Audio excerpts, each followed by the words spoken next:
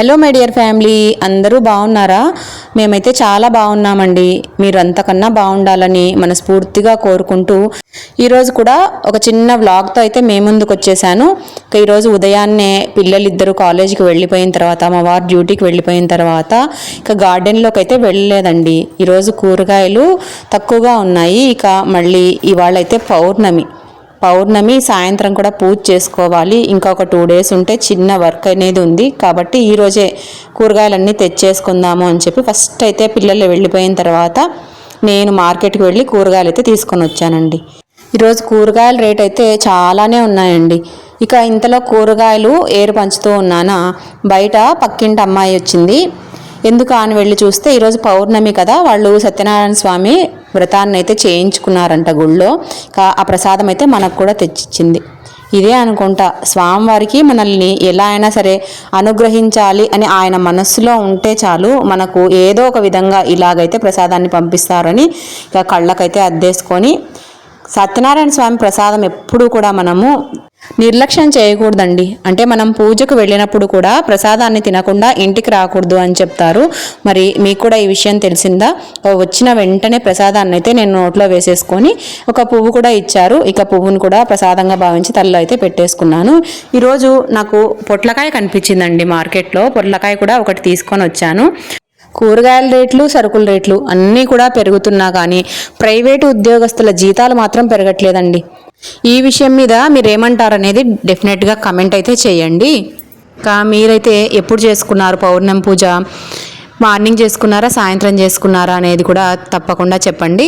ఇక నేనైతే ఈరోజు సాయంత్రం అయితే పూజ చేసుకుందాము అని చెప్పి పొద్దున్నే కొన్ని పనులను అయితే కంప్లీట్ చేసుకుంటూ ఉన్నాను. అందులో ఇంపార్టెంట్ వెజిటేబుల్స్ అండి. కొంచెం ఎండబడితే కూరగాయలన్నీ కూడా పాడైపోయినవే దొరుకుతాయి మనకు మార్కెట్లో. అందుకని నేను పొద్దున్నే వెళ్ళాను. ఇంక అన్నీ తెచ్చుకొని అన్నీ సపరేట్ చేసేసుకొని వెజిటేబుల్ బ్యాగ్స్ ఉంటాయి కదా, వాటిల్లో అయితే వేసుకుంటూ ఉన్నాను. రీసెంట్గా నాతో వర్క్ చేసిన ఎక్స్ కొలీగ్ అని అమ్మాయి ఒకసారి నాకు కనిపించి, తనైతే ఏంటి ఈ మధ్య నువ్వు జాబ్ మానేసినావు అని విన్నాను, నిజమేనా అని అడిగింది. అవును, 3 months అయింది నేను మానేశాను. అంటే నీకు యూట్యూబ్ కూడా స్టార్ట్ చేసినావు అని విన్నాను కదా, యూట్యూబ్ నుంచి ఇన్కమ్ అనేది చాలా ఎక్కువగా వస్తున్నట్టుంది కదా, అందుకనే జాబ్ మానేశావు అని నేను అనుకుంటూ ఉన్నాను, నిజమేనా అని తను నన్ను అడిగింది. అప్పుడైతే నాకు నవ్వాలో బాధపడాలో అర్థం కాలేదు.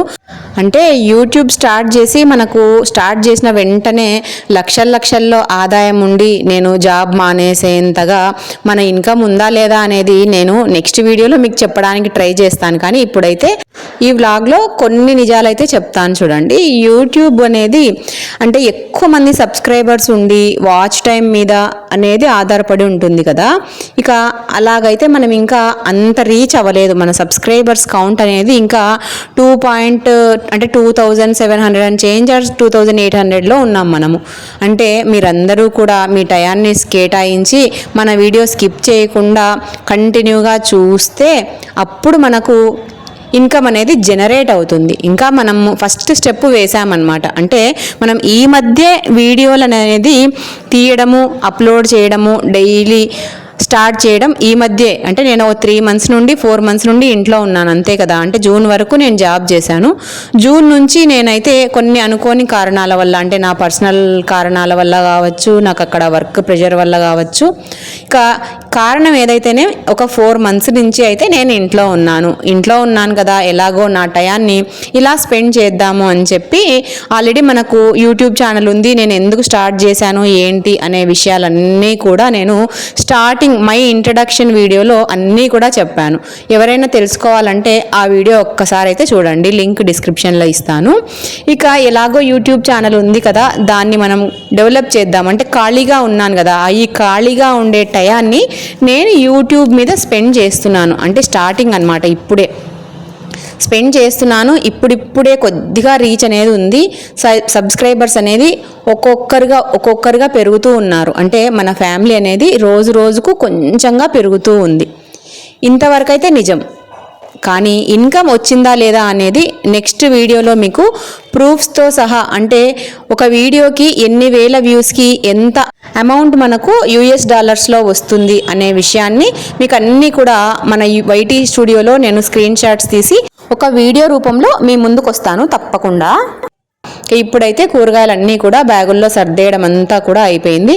అన్నీ కూడా వెంటనే ఫ్రిడ్జ్లో పెట్టేసుకుంటూ ఉన్నాను. అంటే ఈ పని చేసేసి నేను సాయంత్రానికి అక్కడ ఉసిరి చెట్టు దగ్గర దీపం అది పెట్టుకుందాము అనుకుంటున్నాను. అంటే నిన్న క్షీరాబ్ది ద్వాదశికేమో ఇక్కడ తులసమ్మ దగ్గర అయితే పూజ చేసుకొని 365 ఒత్తులును అవి అన్నీ కూడా నేను ఇక్కడ తులసమ్మ దగ్గరే చేసేసుకున్నాను కదా. పౌర్ణమికి అయితే నేను ఉసిరి చెట్టు దగ్గర మన ఇంట్లో లక్ష్మీనారాయణ విగ్రహాలు ఉన్నాయి కదా, అవన్నీ కూడా పెట్టేసుకొని పూజ చేసుకోవాలి అని నేను కార్తీక మాసం స్టార్టింగ్లోనే అనుకున్నాను.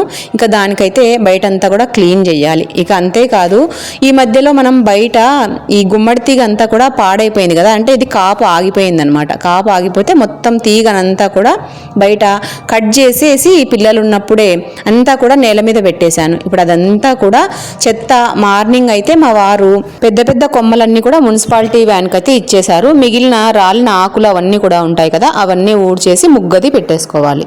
ఇక బయటికి వెళ్లే ముందు నేనైతే ఇక్కడ సాయంత్రం పిల్లల కోసం అని చెప్పి ఆలు పరాటా, అంటే మనం సపరేట్గా ఆలు మిశ్రమాన్ని చేసి లోపల స్టఫింగ్ లాగా కాకోకుండా ఆలును స్మాష్ చేసి మనం చపాతీ పిండిలోనే చేస్తామన్నమాట. ఇది నేను కూడా ఫస్ట్ టైం అనమాట ఈరోజు చేస్తూ ఉన్నాను. దానికోసమని ఆలుల్ని కుక్కర్లో వేసుకొని ఒక 3 to 4 విజిల్స్ వచ్చే వరకు కూడా మంటను ఉంచేసి నేను బయటకు అనేది వెళ్తూ ఉన్నాను. అంటే నేను ఆ పని చేసుకొని వచ్చేలోపు నాకు ఇవి కుక్ అయిపోతాయి అనమాట. తర్వాత నేను పిండి తడుపుకోవచ్చు కదా అనే ఆలోచనతో ఇలాగైతే ఫస్ట్ ఆలుల్ని అయితే కుక్కర్లో వేసేసాను. ఇంకా బయటికి వెళ్తూ ఉన్నాను. ఇంకెలాగో గార్డెన్లోకి వెళ్తా ఉన్నాను కదా, మొన్న చూపించాను చూడండి వీడియోలో, ఈ చామగడ్డలను కొంచెం మొలకలు వచ్చిన చామగడ్డలన్నీ కూడా పక్కకు పెట్టేసుకున్నాను కదా. ఇంకా ఎలాగో అక్కడికే కదా వెళ్ళేది, సంచుల్లో ఆల్రెడీ మొన్న అమ్మ వచ్చినప్పుడు మట్టినంతా కూడా నింపమని చెప్తే అంతా కూడా సంచుల్లోకి నింపేసి పెట్టి వెళ్ళిపోయింది. ఇంకా వాటిల్లో ఇవి నాటేద్దాము అని చెప్పి ఇవి కూడా తీసుకొని గార్డెన్లోకి అయితే వెళ్ళిపోతూ ఉన్నాను. ఫస్ట్ అయితే ఈ చామదుంపలన్నీ కూడా నాటేసుకుందాము. ఇక చామదుంపలు నాటుకోవడానికి కుండీలు ఏం లేవు, అందుకనే మొన్న ఊరి నుంచి అమ్మ వచ్చినప్పుడు టైం దొరికినప్పుడు అంతా కూడా ఎప్పుడో ఒక్కొక్క సంచి తీసుకొని పోయి ఇలాగా మన మట్టి అంతా కూడా నింపి పెట్టేసింది. ఇక వీటిల్లోనే ఇప్పుడు ఈ చామదుంపలను అయితే నాటుతూ ఉన్నాను. ప్రస్తుతానికి కుండీలు ఎక్కడా కూడా ఖాళీగా లేవు. ఇది మనకు మొలక వచ్చిన వైపు పైన ఉంచుకొని మిగిలిన ఏర్లలాగా ఉంటుంది కదా, అదంతా కూడా ఈ భూమిలోకి పెట్టేసి ఇలాగా మట్టి కప్పేసినామంటే రోజు నీళ్లు చల్లుతూ ఉంటే మనకు చామ ఆకు వస్తుంది అనమాట. ఈ చామ ఆకుతో పప్పు పచ్చడి అలాగా చేసేసుకోవచ్చు. అందుకోసమే నేను చామదుంపలను అయితే నాటుతూ ఉన్నాను. ఇలా నాటుతున్నానో లేదో వర్షం అనేది స్టార్ట్ అయింది. అమ్మయ్య ఇంకా ఈ వర్షానికి ఇంకా బాగా బతుకుతాయిలే అనుకొని ఇలా వస్తే టమాటోలు మొన్న టేబుల్లో నాటాను కదా, అవి కూడా కాయలు అనేవి బాగా వచ్చాయి. ఎలాగో వచ్చాను కదా అని చెప్పి మొక్కలకు ఉండే బెండకాయలు కొన్ని పూలు అన్నీ కూడా కోసుకుంటూ ఉన్నాను. పాలాకు చూసారా ఎంత ఫ్రెష్గా ఉందో. ఇంకో రోజు పప్పుకైతే పాలాకు కోసేసుకుందాము. పచ్చిమిర్చి కూడా మనకు 2-3 కాయలు అయితే ఈ చెట్టుకున్నాయి. బెండ ఫ్లవర్ చూసారా ఎంత బాగుందో. పాలాకు అయితే నేను 4-5 టబ్బుల్లో నాటి పెట్టుకున్నానండి.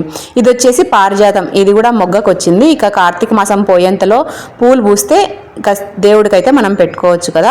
ఈ ఎల్లో ఫ్లవర్స్ కూడా కొన్ని వచ్చాయి. అన్నీ ఫస్ట్ పూలు కోసేసుకొని తర్వాత అయితే ఈ ముందరుండే కసు అంతా కూడా ఊడ్చేసుకుందామని చెప్పి ఫాస్ట్గా పూలను అయితే పీక్కుంటూ ఉన్నాను. ఇక ఈ మందారము, ఆ ఎల్లో ఫ్లవర్స్, ఈ గన్నేరు పూలు, ఇలాగా 3-4 రకాల పూలు అయితే సాయంత్రానికి మన ఇంట్లోనే కాసాయి. చాలా హ్యాపీగా ఉంటుందండి ఇలాగా మన చేత్తో నాటిన చెట్లగిన పూలు గిన కాస్తే చాలా సంతోషంగా ఉంటుంది. అవన్నీ కూడా ఫస్ట్ ఫ్రిడ్జ్లో పెట్టేసి వెళ్దాము, మరి వాడిపోతాయి కదా సాయంత్రానికంటే. ఫ్రెష్గా ఉండాలంటే ఇక ఫ్రిడ్జ్లో అయితే పెడితే బాగుంటుంది. ఇంతలో నాకు కుక్కర్ కూడా విజిల్ వచ్చేసింది. ఒకేసారి స్టవ్ ఆఫ్ చేద్దామని ఇంట్లో కూడా వచ్చాను. స్టవ్ ఆఫ్ చేసి మళ్ళీ బయటకు అయితే వచ్చేసాను. బయటికి వచ్చేసి ఇక్కడ ఈ మూలకు చూస్తున్నారు కదా, అక్కడంతా ఉందండి కసువు. అదంతా కూడా ఇప్పుడు ఎత్తేసి ఉసిరి చెట్టు దగ్గర కసువు కొట్టేసుకొని అక్కడ కూడా నీళ్లు జల్లేసి ముగ్గు అయితే పెట్టుకుంటే సాయంత్రం హడావిడి అనేది ఉండదండి. పూజ ప్రశాంతంగా చేసుకోవచ్చు. ఇదంతా కూడా పనమ్మాయే మూడ్చదండి. తను ఒప్పుకున్న దానికైతే మన ఇంటి ముందు మాత్రమే కొద్దిగా ఒక హాఫ్ పార్ట్, అంటే ఫస్ట్ స్తంభం కనిపిస్తోంది చూస్తున్నారా, ఆ స్తంభం వరకు మాత్రమే ఊడ్చేస్తుంది. తర్వాత బయట మెయిన్ గేట్ దగ్గర అక్కడ ఊడ్చి అంట్లు ఒక్కటి తోమిస్తుంది. ఆ 3 మాత్రమే పెట్టుకున్నాను. అంతకంటే ముందు నేనే చేసుకునేదాన్ని. ఈ మధ్య మనకి చేయి నొప్పి గిఫ్ట్గా వచ్చింది కదా, ఈ చేయి నొప్పి తగ్గేంత వరకు ఆ పనమ్మాయి అయితే ఆ పనులు చేసుకోవడానికైతే పెట్టుకున్నాను. ఈరోజు వీడియో అయితే కొంచెం లెంతీగానే ఉంటుందండి, కొంచెం ఓపిక చేసుకొని చూసేయండి. కాకపోతే ఎంత షార్ట్గా చేద్దాము అని చెప్పి చాలా ఫాస్ట్ ఫార్వర్డ్లో పెట్టినా కూడా వీడియో లెంత్ అయితే కొంచెం ఎక్కువగానే ఉంది అనిపించింది నాకు కూడా. తప్పదు కదా, మార్నింగ్ 9:30 నుంచి నేను 3 o'clock వరకు చేసుకున్న పనులను ఈ 15 నిమిషాల్లో ఎంత అడ్జస్ట్ చేసినా కూడా అవి రావట్లేదండి. చూసారా ఎంత కసువైతే ఉందో. ఇదంతా కూడా నేను ఒక పాత సంచిని తెచ్చుకున్నాను. దీంట్లో ఉండి ప్లాస్టిక్ ఐటమ్స్ అన్నీ కూడా పక్కకు పెట్టేశాను. తీగంతా కోసిన తర్వాత ఈ చిన్న గుమ్మడికాయ అయితే ఉన్నిందండి, పైనుంచి పడి అది పగిలిపోయి పాడైపోయింది. అది కూడా మొత్తంగా కంపోస్ట్లోకే వేసేస్తూ ఉన్నాను. ఇలాగ మొత్తం దీంట్లోకి వేసేసి అక్కడ కవర్ అంతా కూడా క్లోజ్ చేసి పెట్టామంటే కొద్ది రోజులకి ఇదంతా కూడా కుళ్ళిపోతుంది, మనం మట్టిలో కలిపేసుకోవచ్చు. ఇదంతా కూడా ఎత్తేసి ఇంకా ఉసిరి చెట్టు దగ్గరికి, ఆ ముందు మనకు గేట్ ఉంది కదా, ఇంకా అక్కడికైతే వెళ్తూ ఉన్నాను. ఇప్పుడు అక్కడికి వెళ్ళి అక్కడ కూడా కొంచెం కసువు అది కొట్టేసి నీళ్ళ జల్లేసి నిన్న పెట్టిన ముగ్గు ఉంది కదా, ఇదంతా కూడా క్లీన్ చేస్తూ ఉన్నాను. మోడం అయితే చాలా ఉందండి, మళ్ళీ వర్షం పడుతుందా అని భయం వేసింది. కానీ తొందరగా పని అవ్వాలి, సాయంత్రం పూజకు ఏ ఇబ్బంది ఉండకూడదని చెప్తే కొంచెం ముందుగానే చేసుకుంటే మేలు కదా అని చెప్పి ఇక్కడికి కూడా వచ్చి క్లీన్ అయితే చేసేసుకొని ఇక్కడ కసువు ఊడ్చేసుకొని నీళ్లు జల్లి ముగ్గు అయితే పెట్టుకుంటూ ఉన్నానండి. ఎలాగో అక్కడంతా పనమ్మాయి చేస్తుంది కదా, నాకు ఇష్టం అండి ఇలాగ నీళ్లు జల్లి ముగ్గు వేయడాలు. ముగ్గులు అంటే చాలా ఇష్టము. చిన్నప్పుడు మా వీధిలో ముగ్గులు వేయడంలో, సంక్రాంతికి ముగ్గులు వేసే దాంట్లో నైట్ ఎంత లేట్ అయినా సరే ముగ్గులు వేసి దానికి రంగులన్నీ వేసి మళ్ళీ అందరి ఇళ్ల ముందర ఎవరి ముగ్గు బాగుంది అని చెప్పి వెళ్ళి చెక్ చేసుకొని ఉండేదాన్ని. నేను ఇలాగా ముగ్గు వేసేటప్పుడు మా అమ్మ నాకు తోడుగా ఉండేది. అంటే నాన్న ఆర్టీసీలో డ్రైవర్గా వర్క్ చేసేవారు కదా, నాన్న డ్యూటీకి వెళ్ళిపోయినా కూడా నేను అమ్మ ఇద్దరము కూడా నైట్ ఎంత లేట్ అయినా సరే ముగ్గు వేసుకొని తర్వాత అందరి ఇళ్ల దగ్గరికి వెళ్ళి ఎవరి ముగ్గు బాగుంది అని చెప్పి చెక్ చేసుకొని వచ్చేవాళ్ళము. ఆ రోజులన్నీ కూడా చాలా బాగుండేవండి. ఈరోజైతే ఇలాగా ఉసిరి చెట్టు దగ్గర ఈ 7 చుక్కలతో ఇలాగ మెలికల ముగ్గును అయితే వేసుకుంటూ ఉన్నాను. మెలికల ముగ్గు వేసినప్పుడు చుట్టూ కూడా మనం మెలికలతో బార్డర్స్ వేస్తే ముగ్గు అనేది ఇంకొంచెం బాగా అనిపిస్తుందండి. మీకు నేను వీడియోస్లో ముగ్గులు కూడా చూపించాలని ఆలోచనతోనే ఉంటాను, కానీ పనమ్మాయి చేస్తుంది కదా బయట, ఇక్కడ వేయాలో అర్థం కాలేదు. ఇప్పుడు ఇక్కడ వేసేటప్పుడు అయితే ఆలోచన వస్తుంది.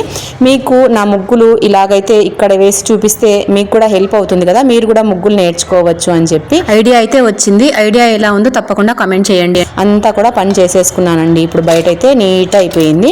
కానీ నెక్స్ట్ వచ్చేసి మళ్ళీ కిచెన్లోకి వచ్చేసినాను. కిచెన్లోకి వచ్చేసి ఇక ఈ ఆలులన్నీ కూడా బాగా ఉడికిపోయాయి కదా, ప్రెషర్ అంతా కూడా పోయింది. దీనికి ఉన్న పొట్టు అంతా కూడా తీసేసుకొని మనం దీన్నంతా కూడా తురిమేసుకోవాలి.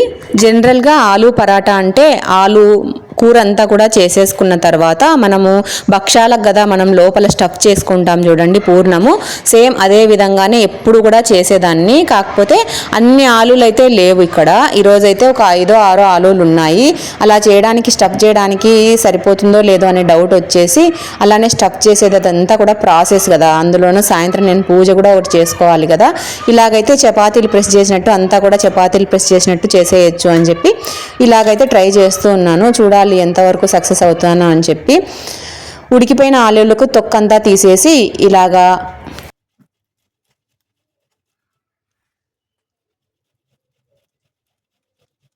తురుంపీటతో అంతా కూడా ఆలులను తురిమేసుకుంటూ ఉన్నాను. స్మాష్ కూడా చేసుకోవచ్చు. అలాగ స్మాష్ చేసుకుంటే మనకి అక్కడక్కడ చిన్న చిన్నగా ఉండల్లాగా ఉంటుంది కదా ఆలు. ఇలాగ తురుముకున్నామంటే ఎక్కడ మనకు స్మూత్ పేస్ట్ లాగా అవుతుంది. దానికి వచ్చేసి నేను ఇక్కడ ఈ క్వాంటిటీకి ఆలు క్వాంటిటీకి డబల్లో గోధుమ పిండిని అయితే తీసుకున్నాను. ఇక గోధుమ పిండి ఈ ఆలు వేసి కొన్ని అయితే మసాలా దినుసులు వేసేసి కలిపేసి పెట్టుకుంటే మనం చపాతీలాగా ప్రెస్ చేసుకోవచ్చు ఈ ఆలు పరాటా. పరాటాలు నేను మెంతికూరతో చేస్తాను, ముల్లంగితో చేస్తాను, అన్నీ కూడా నెక్స్ట్ వీడియోస్లో పోస్ట్ చేస్తాను. గోధుమ పిండిలోకి మనం ముందే తురిమి పెట్టుకున్న ఆలును కూడా వేసేసుకున్నాను. తర్వాత ఇందులోకి కొద్దిగా వామును వేసుకున్నాను. అంటే ఆలు ఒక్కొక్కసారి తిన్నప్పుడు మనకు కడుపు ఉబ్బరంగా అనిపిస్తుంది కదా, అలా ఉండకోకుండా కొద్దిగా వామును అయితే వేసుకున్నాను. కొద్దిగా జీలకర్ర పొడి, తర్వాత ధనియాల పొడి, పసుపు, కారం పొడి. ఇక్కడ పూర్తిగా కారాన్నైనా లేదా పచ్చిమిర్చినైనా వాడచ్చు. నేను ఇక్కడ కారం కోసం అని చెప్పి పచ్చిమిర్చిని కూడా ఒక పచ్చిమిర్చి కొద్దిగా అల్లం ముక్కలను రెండింటిని రోల్లో కచ్చా పచ్చాగా దంచి వేస్తూ ఉన్నాను. మీరు ఒకవేళ పచ్చిమిర్చి వేయలేము అనేటట్లయితే కారమే మీ రుచికి సరిపడా వేసేసుకోండి. తర్వాత రుచికి సరిపడా ఉప్పు కూడా వేసేసుకోవాలి. అన్నీ వేసుకొని పచ్చిమిర్చిని అల్లాన్ని ఇలాగా ఈ చిన్న రోట్లో వేసేసి దంచుతూ ఉన్నాను. ఇలాగా చిన్నప్పుడు ఒకరోజు గోంగూర పచ్చడికి పచ్చిమిర్చి దంచుతూ ఉంటే పచ్చిమిర్చి ఎగిరి కంట్లో పడిందండి. నేను బాధపడితే అమ్మ వాళ్ళు ఎక్కడ బాధపడతారు అని చెప్పి ఎవ్వరికీ చెప్పకుండా సైలెంట్గా కళ్ళను శుభ్రం చేసుకొని వచ్చాను. నాకు ఇప్పుడు అది గుర్తుకొస్తోంది. అన్నీ వేసుకున్నాక ఒకసారి పిండిని ఈ ఆలు అంతా కూడా పట్టేటట్లుగా గట్టిగా ప్రెస్ చేస్తూ తడపాలి. నీళ్లను అస్సలు వేయకూడదండి. వీలైనంత వరకు ఈ ఆలుతోనే తడపడానికి ట్రై చేయండి. ఎందుకంటే తర్వాత మనం ఇలా ఇది వెంటనే చేసేసుకుంటే ఏం ఇబ్బంది లేదు. కానీ నేనైతే సాయంత్రం చేయాలనుకున్నాను కదా, నాకు నాని కొంచెం పిండి అయితే లూజ్గా అనిపించింది. అందుకనే ముందే చెప్తూ ఉన్నాను. కొంచెంగా నీళ్ళని యాడ్ చేస్తూ అప్పటికప్పుడు చేసుకునేటట్టయితే ఏమి ఇబ్బంది లేదు. కానీ ఒకవేళ తర్వాత ఎప్పుడో చేసుకోవాలంటే మాత్రం చాలా గట్టిగా తడుపుకోండి ఈ పిండి. ఇది మాత్రం నేను పర్సనల్ ఎక్స్పీరియన్స్తో చెప్తా ఉన్నాను. తప్పకుండా గట్టిగా అయితే తడుపుకోండి. అప్పటికప్పుడు అయితే ఏం పర్వాలేదు, ఎలా చేసుకున్నా ఏం పర్వాలేదు. కానీ కొంచెం నిదానంగా చేసుకుంటే మాత్రం చాలా గట్టిగా తడిపి పెట్టుకోండి. మొత్తం కూడా పిండి ఇలాగా తడుపుకున్నాక పైనుంచి కొంచెం ఆయిల్ని వేసేసి ఇంకా మూతను పెట్టేసి దీన్నైతే సాయంత్రం వరకు నేనైతే నానబెట్టాను. తర్వాత నేను ఇంకా దీపానికి అది ఒత్తులు నూనె వేసుకోవాలి, సాయంత్రం పాలు అవి తెప్పించుకోవాలి, దేవుడికి నైవేద్యంగా పెట్టుకుందాం అనుకున్నాను. ఇప్పటికే వీడియో చాలా లెంత్ అయిపోయిందండి. ఇక వీడియో అయితే ఇంతటితో ఎండ్ చేస్తూ ఉన్నాను. నెక్స్ట్ సాయంత్రం చేసుకున్న పూజ అవి పరాటాలు ఎలా వచ్చాయనేది నెక్స్ట్ వీడియోలో పోస్ట్ చేద్దాం అనుకుంటున్నాను. వీడియో ఎలా ఉందో తప్పకుండా లైక్ చేసి షేర్ చేయండి. కొత్తగా ఛానల్ని చూస్తే సబ్స్క్రైబ్ చేసుకొని సపోర్ట్ ఇవ్వండి. నెక్స్ట్ వీడియోలో మళ్ళీ మీ ముందు ఉంటుంది మీ సుధక్క. అంతవరకు బాయ్.